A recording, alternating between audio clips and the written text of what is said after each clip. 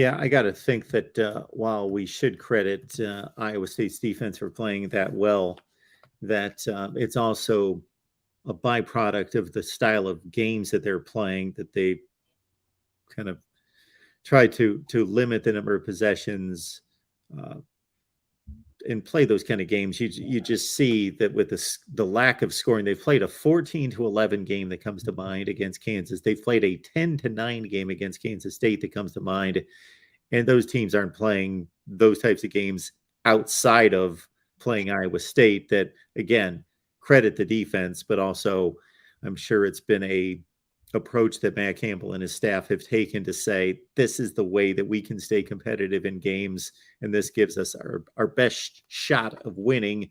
It hasn't worked out that way, but at least they've stayed in all these one score games to the very end, uh, and that's the kind of football that they're playing right now.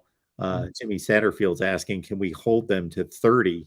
So the way Iowa State's playing on offense, in terms of their uh, ineptitude. I don't want to drag it down to those levels, but they're struggling on offense and they're playing this type of football. So you would think this is a great opportunity for the OU defense to get healthy.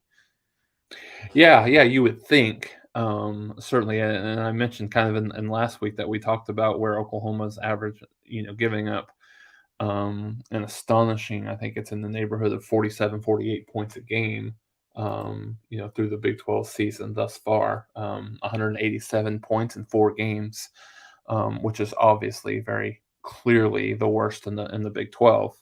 Um, Maybe not. I mean, not significantly worse. I mean, they're right behind West Virginia. West Virginia's given up 181 points in 4 games. So, but still, it's not at all what you would anticipate coming in. So I think, yeah, I mean, I think if um, you've got to hope that you can hold Iowa State to 24 to 27 points in that neighborhood to be able to win this game, because this isn't Kansas defense. Obviously, no disrespect to Kansas this year, they're much better, but they've given up a decent amount of points over the last few weeks. TCU, Oklahoma, and then last week Baylor as well. Although they did make that game a lot more competitive late, but still, I think you go in there hoping that you can hold them and kind of win a